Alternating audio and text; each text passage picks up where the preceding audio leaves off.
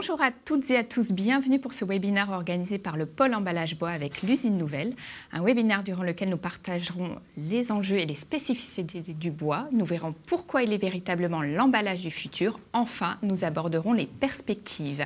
À mes côtés pour en parler, François Duvivier, coprésident du Ciel, Jean-Philippe Gossorgue, président de la commission Palette FNB, Christophe Guiberto, vice-président, membre du conseil de direction et du bureau du CELA. Bonjour messieurs, bienvenue sur ce plateau. Bonjour Claire.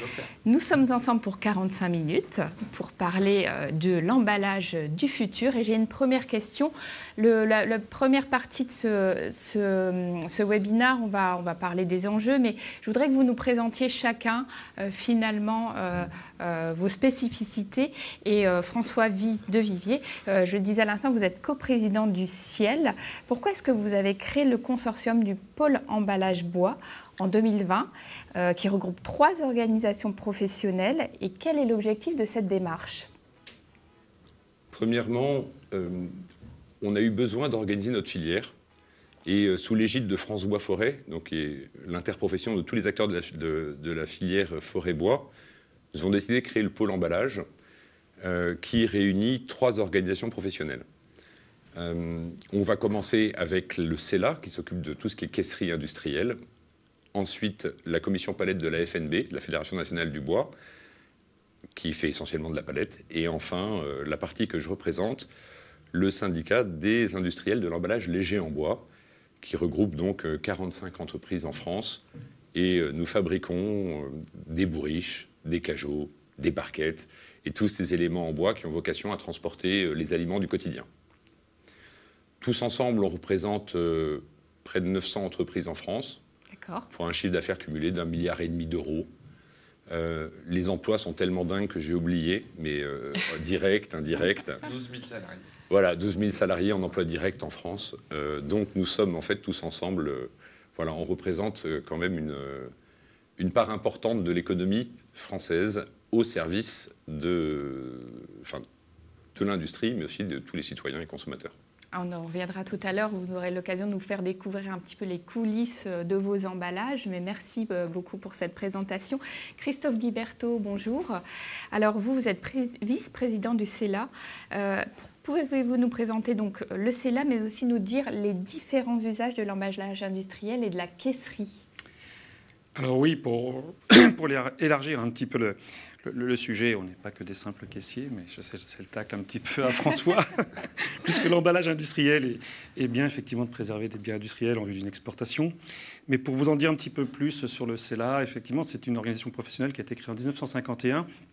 Et j'ai envie de dire, au début des 30 Glorieuses, la reconstruction effectivement de notre pays et le développement de nos exportations et de nos échanges effectivement avec d'autres pays a poussé cette profession à se regrouper sous une organisation professionnelle qui regroupe aujourd'hui effectivement 134 sociétés, un peu plus de 171 sites de production en France. Mais au-delà de ça, c'était une volonté effectivement de mettre en commun un savoir-faire technique, de se créer un référentiel pour garantir une certaine prestation à nos clients de qualité, et ce qui était l'objectif avant tout effectivement de cette organisation professionnelle. Aujourd'hui, c'est un bureau qui est élu pour 3 ans par ses membres fondateurs et les membres agréés, qui aujourd'hui a un label on va dire de qualité, qui est le SEI. Et donc ce label dispense aux membres qui le sollicitent au travers d'un contrôle annuel, d'un bureau technique de contrôle, une certification attestant d'un travail de qualité. Voilà. Donc effectivement, c'est un métier qui regroupe aussi bien ce qu'on appelle les emballeurs, donc qui vont réaliser une prestation complète de préservation du bien, des fabricants de caisses, effectivement, et aussi des membres correspondants que l'on appelle, qui vont effectivement proposer des services et des produits effectivement qui vont venir autour de cet emballage. Merci pour cette présentation. On reviendra également en plus en détail sur ce que vous transportez, ce que vous emballez. J'encourage vivement les internautes à poser des questions dès maintenant à nos intervenants. Je me tourne vers vous. Bonjour Jean-Philippe Gossorgue, vous êtes président de la commission Palette FNB. Alors j'aimerais savoir quels sont les clients, les différentes utilisations de la palette qu'on connaît plus ou moins bien finalement. Et vous dites, vous, que l'usage de la palette, c'est le thermomètre de l'économie d'un pays. Pourquoi ? Tout d'abord, il faut savoir que avec mes confrères, l'emballage en bois, en fait, il est partout, mais il est quasiment invisible. Hein. On ne le voit jamais, on ne fait jamais attention à la caisse, à la cagette ou à la palette. Pourtant, c'est un outil indispensable. Aujourd'hui, par exemple, tout ou quasiment tout est transporté à l'aide de ces emballages en bois. Le café qu'on a bu juste avant de commencer l'émission, les vêtements que nous portons, les matériaux qui ont servi à construire le studio magnifique qui nous accueille. Donc voilà, tout est quasiment transporté par ce pied de l'emballage en bois. Et c'est effectivement ça qui fait par conséquent que c'est pour nous et pour beaucoup de gouvernements le thermomètre du niveau d'activité économique d'un pays, puisque en fait tout circule sur la palette, donc qu'on parle de l'agroalimentaire, du pharmaceutique, de l'industrie chimique, de l'habillement, des matériaux de construction, même le luxe. Donc effectivement, ça nous permet de prendre conscience des secteurs qui fonctionnent, puisqu'il y a un besoin d'emballage, des secteurs qui ralentissent, puisque la fourniture d'emballage qui est corrélée à cela ralentit également. Et effectivement, on le sait en amont, donc puisqu'il y a besoin de l'emballage au moment de la fabrication. Donc on est les premiers à savoir un secteur qui ralentit, un secteur qui redémarre, un secteur qui performe. Voilà ce qui fait de cet emballage bois le thermomètre de l'économie d'un pays. Merci. Alors, je vous propose à présent de parler du bois. On va parler de ses spécificités, on va parler d'économie circulaire, mais aussi de la préservation des forêts. Mais avant cela, j'aimerais comprendre quelle est la complémentarité de vos différents métiers. Alors si je peux me permettre, pour essayer de schématiser, on donne souvent un exemple qui est assez parlant. L'emballage industriel va être plutôt destiné à emballer la machinerie, la machine qui va permettre effectivement de conditionner, de produire, de remplir quelquefois des contenants, de thermoformer des produits. Cette machine va être emballée dans des caisses bois souvent fabriquées sur mesure, parce que toute machine est spécifique et c'est un atout effectivement aussi de la France aujourd'hui, et il faut le souligner. Alors qu'effectivement, mes confrères représentent des métiers où ils vont plutôt recevoir les produits qui vont être fabriqués par cette machine. Et si je donne un exemple effectivement dans l'alimentaire, nous allons emballer la machine qui va remplir le yaourt, qui va donner l'operculage, effectivement, qui va permettre au robot à un moment donné d'être acheminé et de mettre dans des différentes cagettes, des solutions, je dirais, de transport et de présentation qui vont client final. Et pour être transporté à un moment donné sur un lieu de vente, on va avoir besoin d'une palette en complément pour acheminer ces produits au plus près possible de sa consommation. D'accord. Alors, je tiens à préciser que c'était une question d'un internaute, donc n'hésitez pas à continuer à poser vos questions. Jean-Philippe, on parle beaucoup d'économie circulaire. La palette, elle répond à 7 piliers. Quels sont-ils ? Alors, les 7 piliers de l'économie circulaire dans laquelle s'inscrit la palette et l'emballage bois, il y a le tout premier, c'est l'approvisionnement durable, puisque ce qui est commun à nos familles d'emballage, c'est la matière première qui est le bois.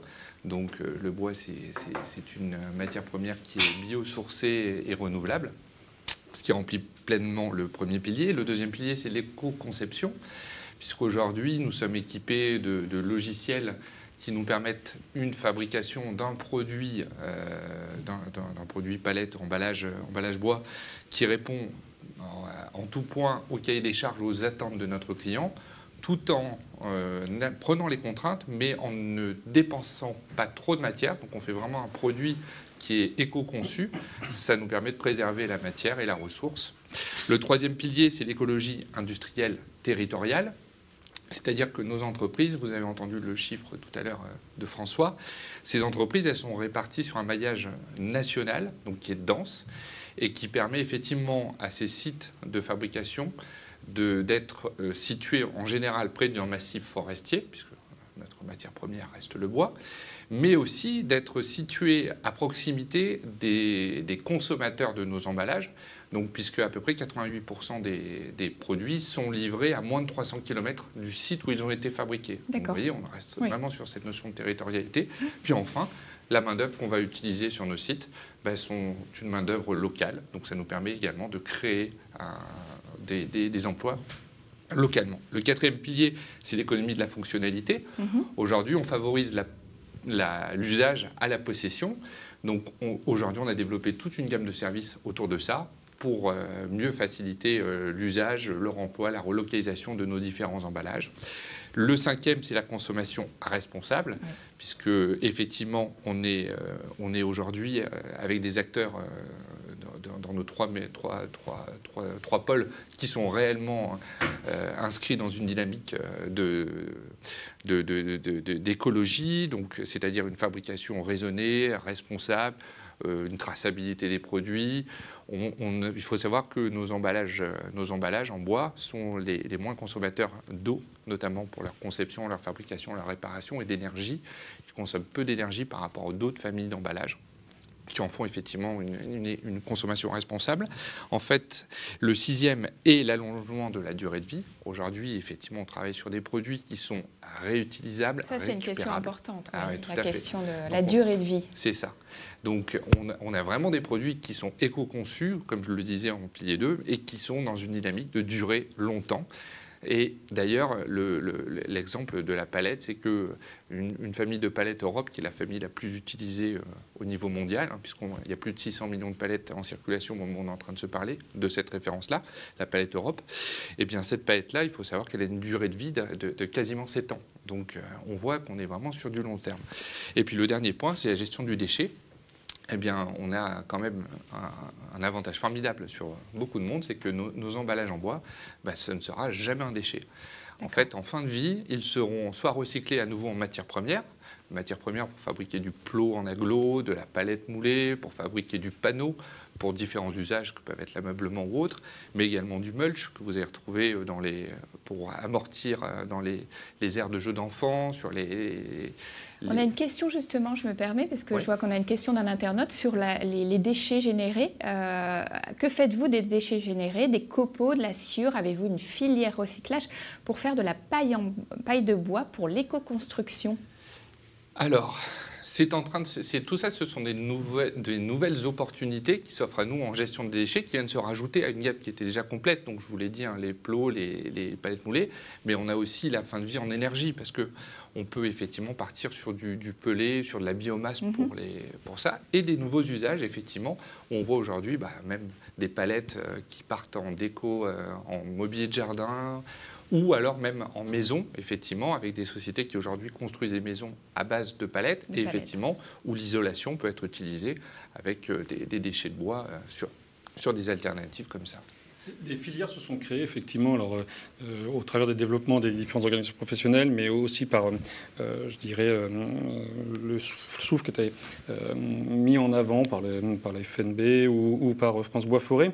Et je vois dans nos métiers, effectivement, on a de plus en plus travaillé sur cette recyclabilité, sur cette reprise de ces emballages et déchets bois pour les retravailler. Jean-Philippe disait à juste titre, le bois énergie est aujourd'hui effectivement une valeur importante dans le recyclage de nos déchets, parce que par exemple en région centre, vous avez des récupérateurs justement de ces produits qui les transforment et qui vont permettre par exemple d'alimenter les chaudières de l'hôpital d'Orléans pour chauffer, effectivement, ce qui reste important, que ce soit pour l'eau, le chauffage ou d'autres aliments. Donc c'est effectivement une matière qui a toujours une vie, effectivement, qui a un cycle de vie, qui génère très peu, effectivement, de nocivité, même quand il est chauffé et brûlé, effectivement, quand il est bien filtré. Et puis derrière, effectivement, il va y avoir toute la filière de récupération pour transformer. On disait les sciures de bois, mais on en fait du panneau, on peut en faire du médium, on peut faire tout un tas de choses, ou des briques de chauffage aussi, un petit peu. Et donc, il a une durée de vie, effectivement, qui est très importante. Il y a un cycle de vie, en tout cas, qui est complètement complet, on va dire. Merci. Alors, on a une autre question. Quel est le gisement de bois nécessaire à la fabrication de palettes neuves par an pour couvrir les besoins en palettes en France? C'est une très bonne question. Alors, le chiffre précis, je ne l'ai pas, parce que tout d'abord, comme je viens de vous l'expliquer, en fait, on travaille sur de l'éco-conception. Donc, la gamme de palettes, d'une année sur l'autre, évolue. Et du coup, la volumétrie de bois évolue. On a des stats sur des données d'années précédentes que vous pourrez retrouver sur le site du CIPAL ou sur le site de France Bois Forêt, donc site FNB et France Bois Forêt. Mais l'idée est effectivement de travailler sur un éco-produit, donc de limiter, pour ne pas dépenser de matière de façon inappropriée. Mais aussi, on travaille sur ces sujets de matières premières, on en parlera peut-être plus loin, avec justement l'idée de valoriser des essences de bois françaises qui aujourd'hui n'ont été un peu délaissées ou qui sont plus ou pas exploitées voilà, pour la fabrication de palettes, mais d'emballage bois de façon plus générale. Très intéressant. Alors, j'ai une question pour vous, François, coprésident, je rappelle, du Ciel. J'ai une question qui est, de quoi l'emballage léger est-il composé? Quels sont les avantages du bois? Et ça rejoint une question que vous venez de poser. Quels sont les bois les plus utilisés et pour quelle qualité? Pour l'emballage léger, un peu notre bois de cœur, c'est le peuplier. D'accord. Donc, qui va pousser dans les plaines alluviales, donc souvent le long des fleuves, parce que c'est un arbre qui aime les terrains assez humides. La nature étant bien faite, c'est aussi là, en général, où on a nos clients, les maraîchers, parce que c'est aussi là où ils travaillent. Donc les 300 km de la palette, nous, on est plutôt moi, en vente, on est plutôt à 80 km à peu près en moyenne, donc on est encore plus, on n'est même plus au niveau régional, on est au niveau départemental quasiment. Donc le peuplier reste un peu notre bois favori. Nous utilisons de façon plus marginale en ce moment le pin, le hêtre. Néanmoins, et on en reparlera sûrement tout à l'heure, vu les besoins que nous avons en général et vu la forêt que nous avons à disposition, on travaille beaucoup en fait aujourd'hui pour valoriser d'autres essences. Donc nous commençons à faire des essais aujourd'hui en bouleau, aussi demain en frêne, en verne, enfin tout type d'essence aujourd'hui qui pousse à l'état naturel en France, que nous pourrions mieux exploiter. Parce qu'aujourd'hui, en fait, soit un arbre, quand il va être récolté, il va pouvoir avoir différents usages. Vous pouvez faire de la charpente, vous pouvez faire finalement de la caisserie, vous pouvez faire de la palette, vous pouvez faire du déroulage pour de l'emballage léger, et à la fin, il y a le bois de chauffage, toute la valorisation énergétique. Donc le bois qui aujourd'hui va à destination du chauffage pourrait peut-être mieux valoriser, faire des produits à plus longue durée de vie, et ensuite après, ce qui permettrait aussi une gestion aussi durable et aussi à l'échelon national de toute la ressource qu'on a, notamment en feuillus. Très bien. Alors, on a une autre question. Est-ce que les emballages en bois répondent à des normes? Si oui, lesquelles? Quels avantages pour les utilisateurs et quelles garanties? Qui veut répondre? Alors, je vais répondre, moi, pour l'aspect du CELA. On n'appelle pas ça une norme, puisque c'est une spécification technique, qui est le recueil de l'ensemble du savoir-faire de la profession de l'emballage industriel en France, mais aussi à l'étranger, puisqu'on a des membres agréés, effectivement, dans l'Europe. On va agréer, effectivement, pour répondre à nos spécifications. Et dans ces spécifications, par contre, on va retrouver, effectivement, des normes, quelquefois, alors, soit de classification des bois, des panneaux à utiliser, des produits constituant les protections des matériels à préserver, mais on n'appelle pas ça une norme. C'est vraiment une spécification technique, une charte technique qui impose un savoir-faire et des limites de garantie à nos prestations et de résistance pour préserver l'ensemble des matériels. D'accord.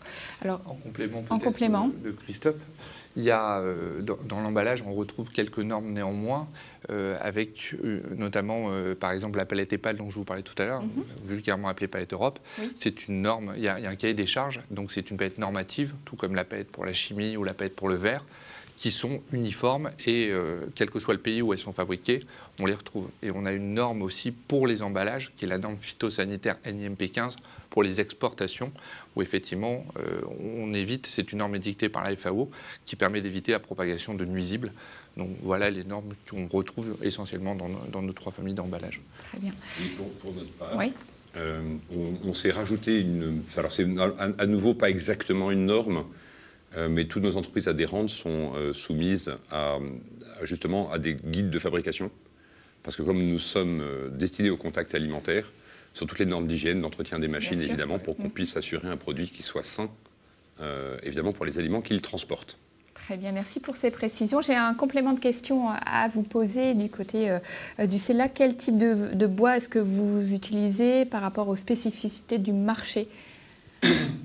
Alors, un emballage industriel est avant tout constitué donc, de bois résineux, qui est à 95% issu de nos forêts françaises, effectivement, et constitué aussi de ce qu'on va appeler de panneaux dérivés, donc qui peuvent être des panneaux contreplaqués de bois déroulé, donc essentiellement aussi des bois résineux, des panneaux dérivés aussi qu'on appelle de l'OSB, donc plutôt de la plaquette et de la fibre, et quelques panneaux d'agglomérés.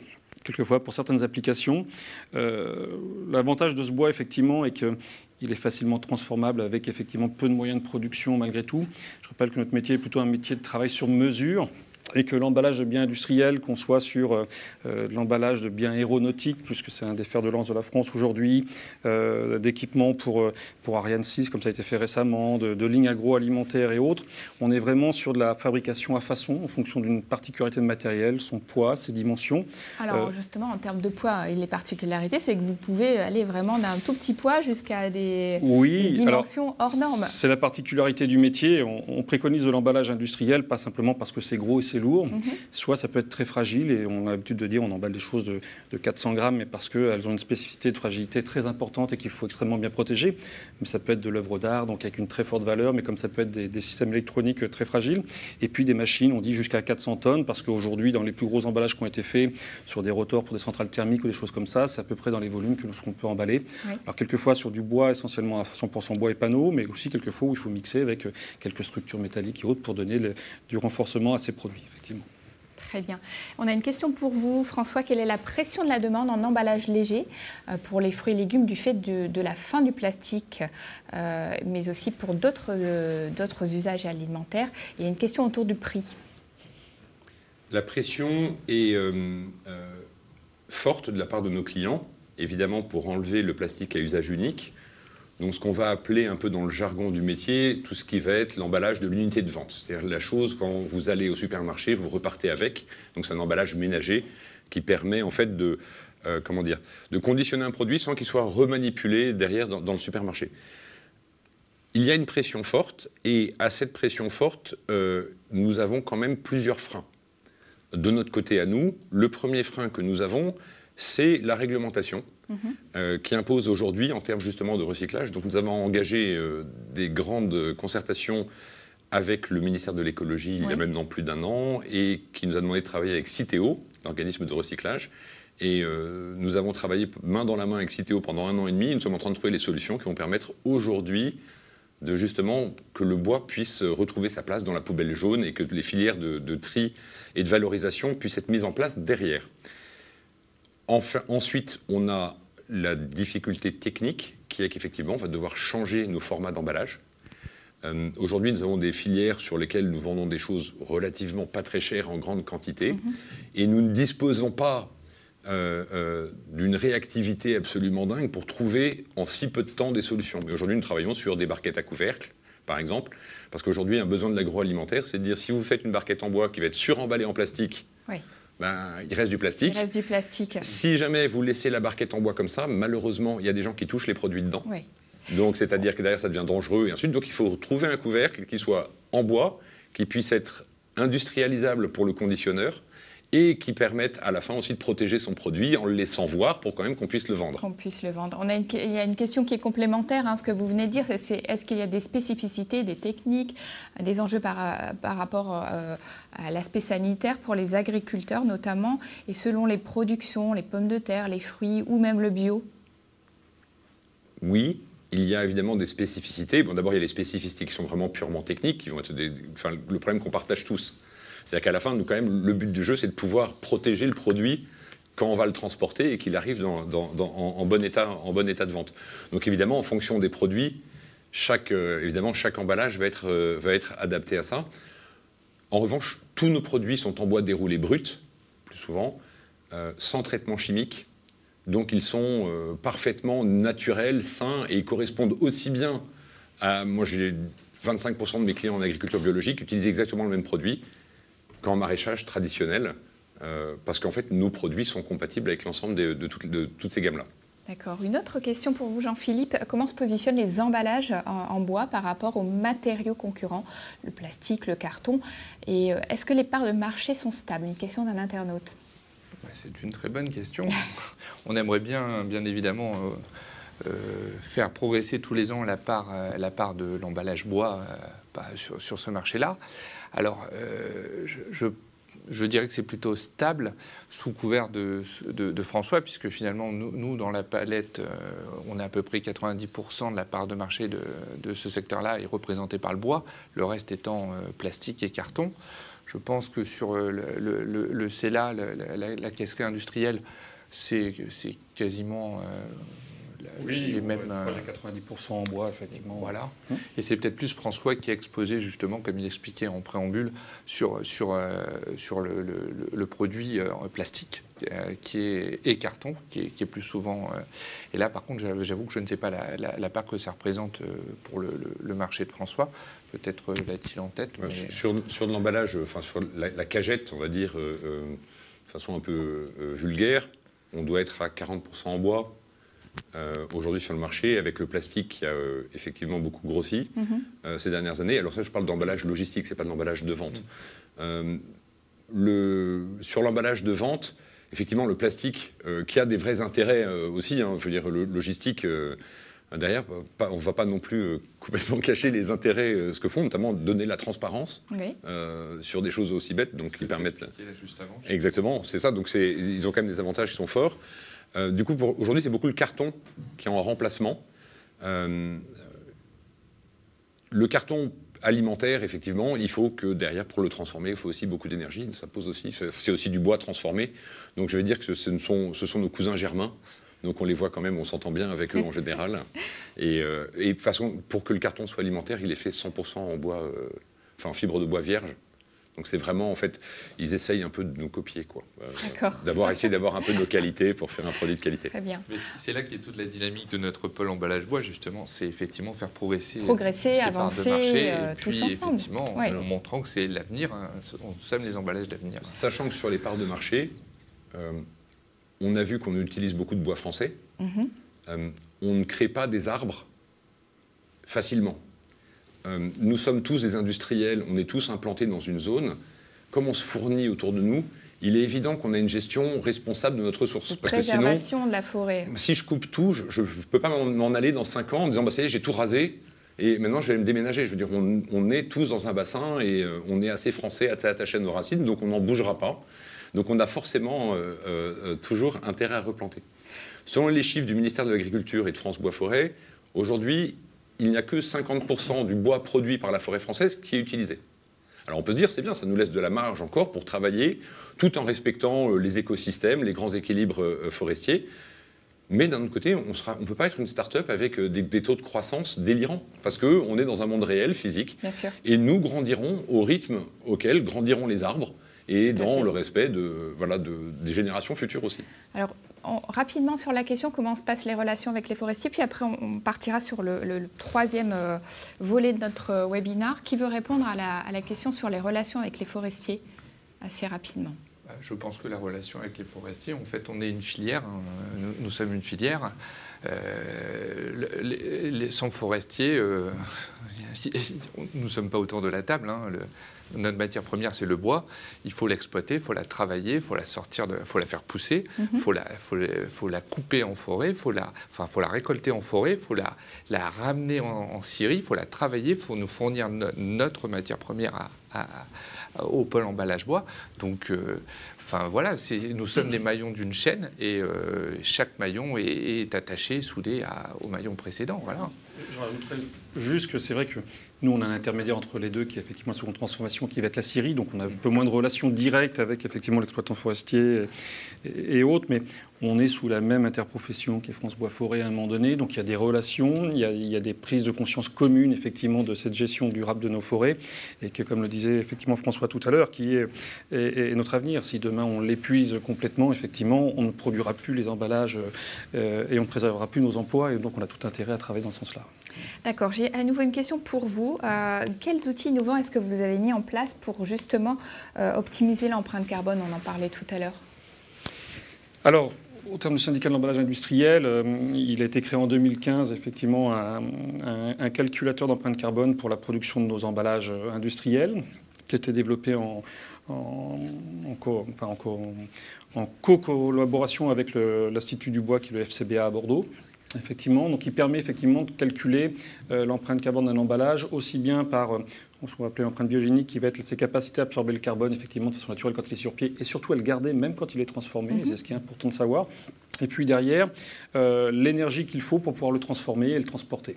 Et comme on le disait tout à l'heure, l'avantage de nos sociétés, on est plutôt des sociétés locales, où on s'approvisionne effectivement en local, et effectivement, donc on a une empreinte carbone sur les emballages bois en tant que tel qui est très faible, et c'est ce qu'il faut reconnaître.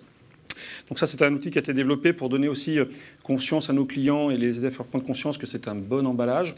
On parle du carton, effectivement, qui demande énormément d'énergie, effectivement, pour produire, à base de bois à l'origine, mais énormément d'énergie pour le produire, ce qu'on n'a pas comme problématique avec le bois. Derrière, on travaille beaucoup sur les optimisations, effectivement, de nos matières et de nos ressources.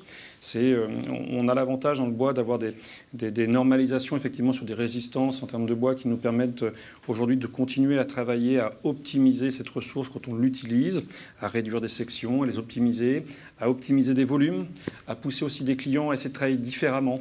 Aujourd'hui, on avait beaucoup tendance dans l'industrie française à emballer des produits de façon unitaire pour les expédier. Donc, c'est de les pousser à faire du regroupement, effectivement, qui nécessite beaucoup moins de matière. Et puis derrière, c'est travailler, c'est tout ce qu'on disait tout à l'heure sur cette gestion de déchets qui est importante. C'est comment recycler les quelques déchets qu'on pourrait encore avoir et que l'on produit. Et puis tout ce qui va tourner autour de la traçabilité et digitalisation de nos métiers, malgré tout. Parce que les gens nous voient quelquefois comme plutôt des artisans semi-industriels ou industriels. Mais on doit être plus que ça aussi demain. Et la digitalisation de nos métiers, la traçabilité de nos emballages doit nous permettre effectivement de faire voir qu'on est autre chose que ça. Très bien. Jean-Philippe, pourquoi est-ce que la palette est un emballage du futur ? La palette et l'emballage en bois, de façon générale, est un emballage du futur parce que tout simplement, on existe avec le monde industriel et les flux commerciaux qui sont présents, on cohabite avec eux, en fait on est lié à eux, et puis on voit ces évolutions de marché, ces évolutions, ces mondialisations qui font que nous les suivons, nous grandissons avec. Nous nous adaptons aussi, on voit que les process logistiques changent, on a une supply chain qui est de plus en plus automatisée, digitalisée et autres, et nos produits aujourd'hui s'adaptent, alors avec de la recherche, avec de recherche et développement, avec de nouvelles technologies, avec de la digitalisation. Et effectivement, donc on est inscrit pleinement dans cette démarche-là. Et puis, Christophe vient d'expliquer aussi les avantages de cette ressource et de nos emballages, de fait. Et ça fait de nous, on sait qu'on a une dynamique de relance sur une économie verte, sur une économie de décarbonation. Clairement, nous sommes une voie pour cette économie du futur. Et l'emballage en bois est vraiment une économie, est un emballage résilient et qui en fait... nous pensons, enfin nous en sommes convaincus puisque nous sommes là aujourd'hui pour en parler, un emballage du futur. Un emballage du futur. François de Vivier, quelles innovations ou emballages innovants est-ce que vous avez proposé Nous travaillons donc aujourd'hui tous collectivement pour trouver des solutions sur la partie emballage de vente que j'évoquais avant, justement pour accompagner cette meilleure transition en sortant du plastique à usage unique. Maintenant que les freins réglementaires sont levés, enfin, après beaucoup de travail, on est vraiment en phase de prototypage et d'industrialisation, justement pour que vous puissiez retrouver du bois dans vos rayons de supermarché. On travaille aussi beaucoup sur un peu la nomadisation du mode de vie, ou comparé à une économie peut-être d'il y a 60 ans, où on prenait les repas en famille à la maison, on voit que maintenant le développement de toutes les ventes à emporter, et ensuite, donc, c'est-à-dire d'autres produits comme le polystyrène, par exemple, vous savez, qui sont amenés à disparaître, mais aussi, simplement, on a du travail sur les touillettes à café, pour essayer de remplacer, partout où c'est possible, tous ces emballages de la vente à emporter, qui créent, au final, quand même, des montants de déchets assez importants. Enfin, il y a le dernier axe aussi, où on travaille aussi sur des aspects qu'on appelle organoleptiques dans notre jargon, c'est-à-dire la capacité qu'est-ce que ça veut dire que va avoir un emballage à donner du goût, c'est-à-dire à améliorer le goût du produit qu'il contient. Je vous prends un exemple simple que tout le monde comprendra. Le vin de Bordeaux est vieilli en fût de chêne. D'accord. Le chêne est parti, enfin le tanin qui est dans le chêne, donne un goût, une part importante aussi de la signature du vin de Bordeaux. Je parle de Bordeaux. Bourgogne, je connais moins, je ne vais pas dire de bêtises. Vous avez par exemple le saumon fumé, va être indiqué, c'est fumé au bois de hêtre. C'est pas fumé au bois de peuplier, c'est pas fumé au bois de chêne. Donc d'arriver aussi à mieux comprendre comment dans l'avenir, nos emballages vont aider à valoriser, mais aussi d'un point de vue gustatif, parce qu'on n'a pas déjà parlé rapidement de la protection, parce que notamment grâce à sa gestion de l'humidité et à la gestion de tout ce qui est microbiologie, en fait, on retarde l'apparition de pourriture. Donc en général, quand vous mettez un produit dans un emballage bois, il va se conserver plus longtemps, et il va rester frais plus longtemps, et ainsi de suite. Et maintenant, la phase d'après serait de dire, si en plus, on arrive à aider des gens à se démarquer aussi en termes de goût, et ainsi de suite, dans un marché qui est extrêmement concurrentiel, Voilà, ce sont des choses sur Plutôt lesquelles nous intéressant. travaillons. Voilà. Alors justement, on a une question d'un internaute sur comment gère-t-on l'eau dans le bois qui est humide à l'origine. Le séchage artificiel est-il bien développé dans les filières emballage bois? Clairement, oui, nous sommes tous équipés aujourd'hui de séchoirs. Donc c'est un grand four comme vous avez à la maison, mais qui a un volume qui fait que dans lequel vous mettez nos caisses, nos palettes, nos emballages légers, voilà, pour effectivement sécher les palettes à un taux d'hygrométrie qui est mesuré et qui est défini par rapport à l'usage qui va être fait derrière de notre emballage en bois. Merci. Oui, Oui, j'allais juste rajouter la spécificité un petit peu de l'emballage industriel, où nous on ne sèche pas forcément les bois, alors, à part au travers du traitement IMP15 qu'on évoquait tout à l'heure. Mais ce sont des caisses qui sont destinées à être en extérieur de toute manière. Donc effectivement, à part pour certaines applications, on achète des bois séchés pour des produits un peu particuliers dans les œuvres d'art ou quelquefois dans les secteurs de l'automobile où on veut des bois secs.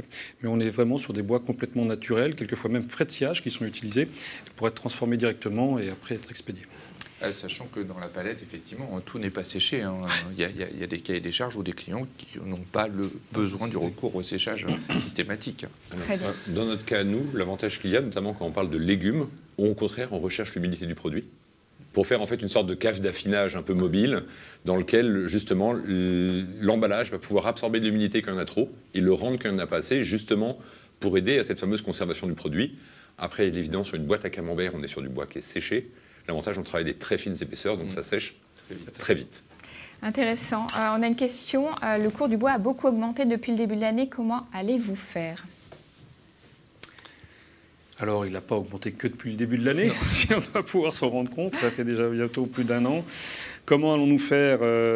Déjà, je crois que c'est un marché de fait. Et pour essayer d'y répondre rapidement, où il faut rassurer les gens, c'est que ce n'est pas un problème réellement de ressources et de pénurie de la ressource, puisque on a une forêt française qui prospère, qui grossit tous les ans, donc ce n'est pas un problème de ressources. On est plus sur des phénomènes quelquefois de transformation, où on manque de gens pour les transformer, et puis d'un besoin qui s'est fait ressortir depuis un an d'après le Covid, et aujourd'hui par des faits qui se passent effectivement dans l'Est de l'Europe, qui créent quelques tensions sur des marchés, parce que des gros besoins qui viennent se reporter sur nos marchés, et qui fait que les coûts ont tendance à remonter.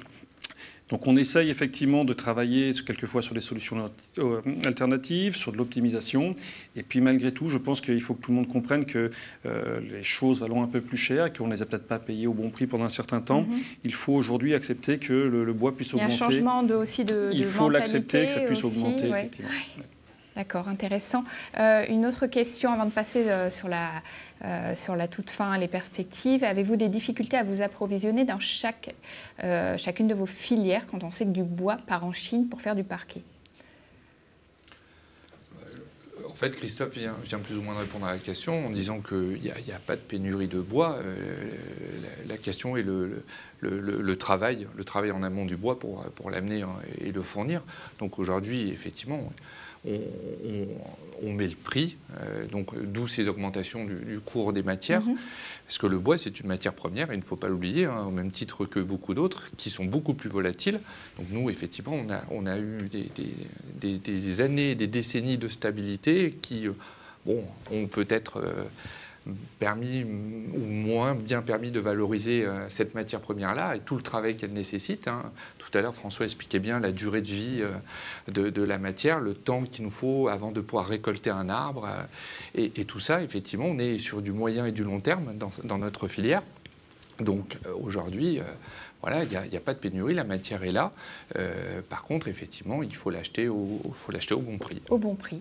Alors, moi, je vais apporter un peu un bémol à cette situation, qui est la situation particulière des emballages légers en bois.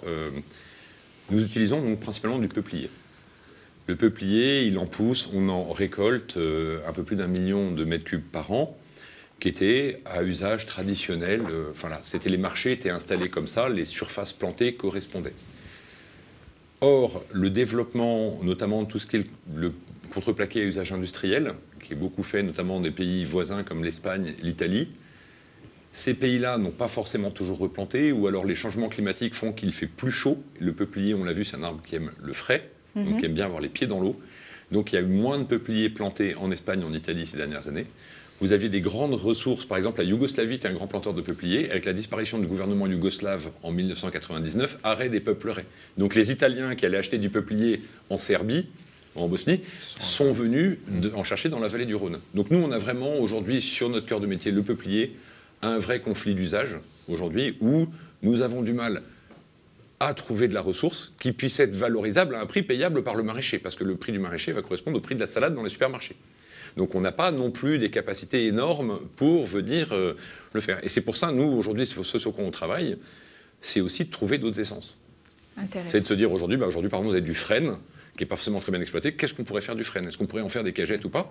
Plutôt que de se battre tous à aller chercher la même chose à un prix délirant, nous, aujourd'hui, de se dire, en fait, est-ce qu'on ne pourrait pas trouver un peu un contre-pied qui parfois fait des très belles attaques au rugby? Ça nous permettrait un peu de casser la ligne adverse qui nous pilonne un peu. Donc pour nous, c'est quand même plus compliqué, oui. Plus compliqué. Une dernière question, parce que le temps passe, il nous reste juste 5 minutes. Donc j'aimerais vous poser une question sur les perspectives, les next steps. Vous avez chacun 1 minute pour répondre. Les next steps, ça me permet de répondre en complément à François. Effectivement, on sort d'une manifestation qui s'appelle les Assises du Bois, qui ont mis en avant toute notre filière grâce au support des ministères et des acteurs de la filière. Et on veut justement, on voit qu'on est un matériau d'avenir, un matériau donc qui doit enfin, nos emballages, c'est les emballages du futur, et on doit justement essayer de pouvoir mieux les travailler en évitant les conflits d'usage, comme vient de l'expliquer François. Et pour ce faire, il y a un vrai sujet qui est sorti des Assises du Bois et sur lequel nous avons initié les travaux, qui est effectivement le fait de travailler sur des essences dites secondaires pour les usages, pour nos emballages en bois, sur des essences qui aujourd'hui ne sont peu ou pas utilisées et qui pourraient justement permettre de nouvelles voies de développement pour nos familles d'emballage. Très bien. François? Bien, en complément de se dire qu'aujourd'hui, on assiste entre effectivement les changements climatiques qui peuvent avoir des actions de sécheresse. C'est vrai que par exemple, un chêne commun a besoin aussi de beaucoup d'eau par jour. Une période de sécheresse peut l'affaiblir et il va mettre plusieurs années à dépérir avant qu'on ne le voie. Donc on risque aussi de rentrer dans... On a eu différents épisodes, parfois soit des épisodes sanitaires sur nos forêts, soit des problèmes effectivement de sécheresse, qui font qu'à ce moment donné, on doit devoir faire des coupes dites sanitaires, ou alors des coupes parce que les arbres sont en train de dépérir tant qu'ils ont encore de la valeur. Et ça va être à nous, non plus de dessiner la forêt qu'on aimerait avoir pour travailler, et plutôt de se dire, en fait, il faut qu'on prenne la forêt telle qu'elle est. Et donc, on va avoir de plus en plus d'épisodes, et on va se dire, en fait, si maintenant, effectivement, c'est le frêne qui est malade, par exemple, ou si c'est le chêne commun qui dépérit, nous, comment on se met en ordre de bataille pour arriver à prendre ces surplus-là. Très bien. Christophe, il nous reste 3 minutes et beaucoup de questions encore. Un mot sur les perspectives. Alors, moi, je vais répondre rapidement sur 2 aspects. Alors, nous, on est directement liés, effectivement, à la production industrielle française et à nos exportations. Déjà, il faut qu'elle se maintienne et qu'elle soit dynamise. Et le fait, effectivement, de reproduire, effectivement, d'avoir des programmes pour réindustrialiser la France nous intéresse fortement et on est très vigilants à ça.